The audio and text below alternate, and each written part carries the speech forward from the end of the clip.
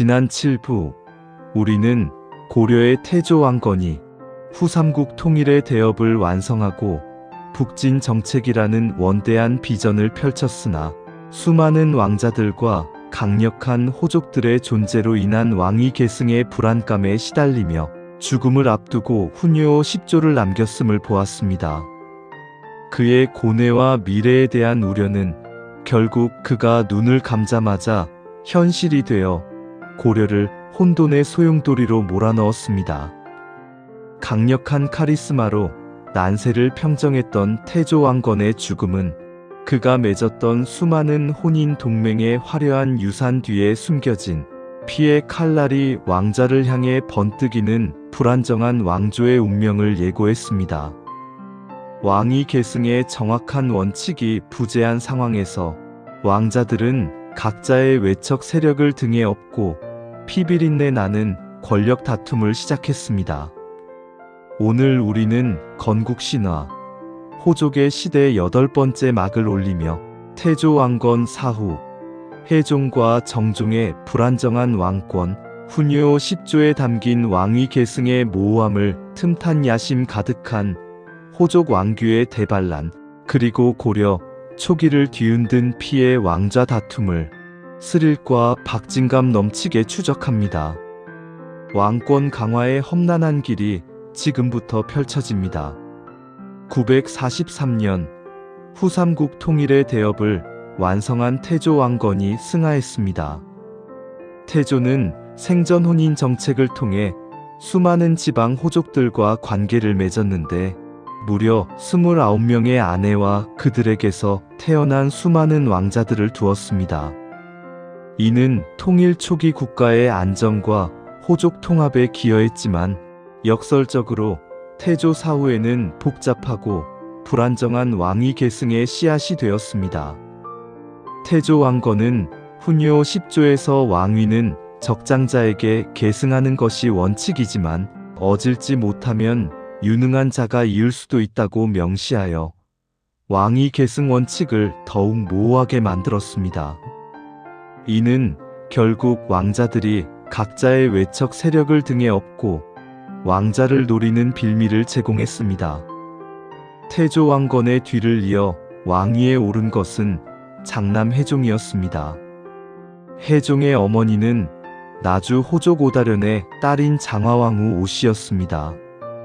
나주 호족은 개경 송악 호족만큼 강력한 세력이 아니었기 때문에 해종은 즉위 초부터 강력한 지지 기반 없이 왕권을 유지해야 하는 불안정한 위치에 놓였습니다.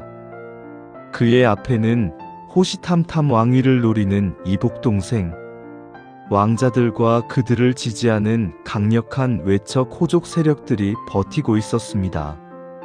해종은 즉위하자마자 이복동생인 요와 소, 훗날 정종과 광종 형제, 그리고 강력한 호족 왕규로부터 위협을 받았습니다.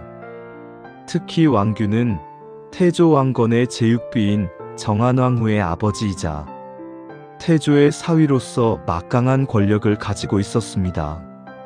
그는 해종의 어머니인 장화왕후 오씨와는 다른 외척 세력이었기에 해종을 제거하고 자신의 외손자, 즉 태조 왕건의 18번째 아들인 광주원군을 왕위에 앉히려 했습니다. 해종은 왕규의 계략에 의해 암살될 위협에 시달리며 하루하루 불안한 나날을 보냈습니다. 그는 겨우 2년간 왕위에 있었지만 그 기간 내내 자신을 지지하는 세력의 부재와 적대, 세력의 끊임없는 위협에 시달려야 했습니다.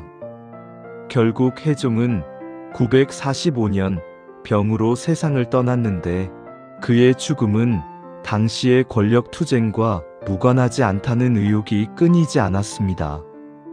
고려 왕조는 태조의 죽음 이후 곧바로 피비린내 나는 왕위 계승의 서막을 열었습니다. 해종이 죽자 그의 이복동생이자 태조 왕건의 셋째 아들인 요가 정종으로 즉위했습니다. 정종은 즉위 초부터 왕규를 비롯한 강력한 호족 세력들을 견제하고 왕권을 강화하기 위해 노력했습니다. 그는 즉위와 동시에 태조의 핵심 공신들을 자신의 편으로 포섭하며 권력의 균형을 맞추려 했습니다. 정종 재위 초 가장 큰 위협으로 다가온 것은 역시 왕규의 난이었습니다. 왕규는 자신의 외손자를 왕위에 앉히기 위해 다시 한번 정변을 시도했습니다.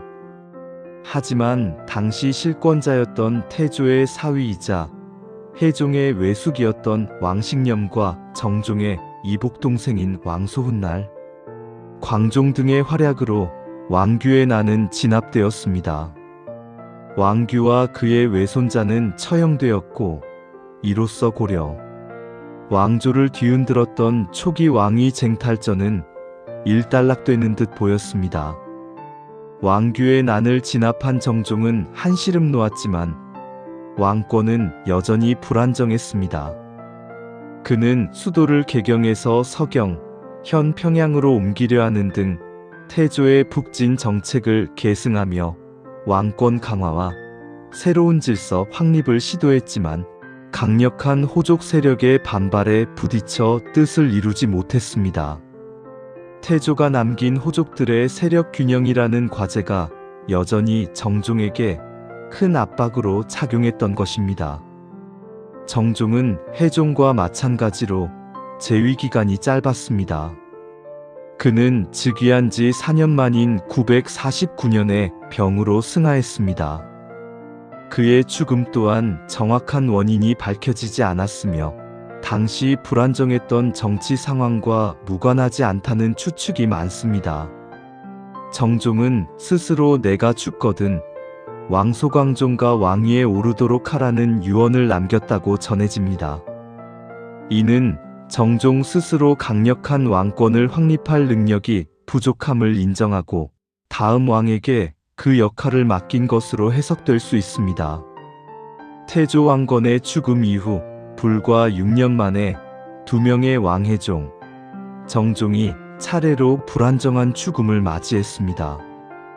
이 시기는 태조가 염려했던 것처럼 호족 연립 정권의 성격이 강했습니다.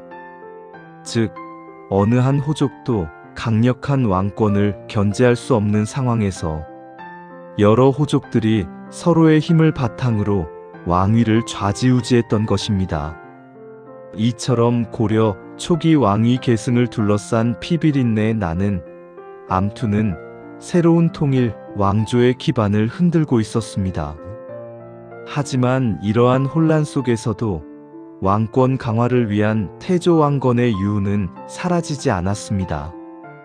혜종과 정종의 짧은 재위 기간은 훗날 이복동생 왕소, 즉 광종이 고려의 기틀을 공고히 다지고 강력한 왕권을 확립할 수 있는 배경을 마련해 주었습니다. 왕건의 포용 정책으로 통합된 고려는 이제 또 다른 강력한 왕을 기다리고 있었습니다. 건국신화, 호족의 시대 칼을 든 왕건, 새로운 천하를 열다. 다음 구부에서는 혜종과 정종의 불안정한 시대를 끝내고 태조 왕건의 아들이자 정종의 이복동생인 왕소가 광종으로 즉위하여 고려 초기의 혼란을 종식시키고 강력한 왕권을 확립하기 위한 피해 개혁을 단행하는 모습을 스릴 넘치게 다루겠습니다. 긴 시간 함께 해주셔서 감사합니다.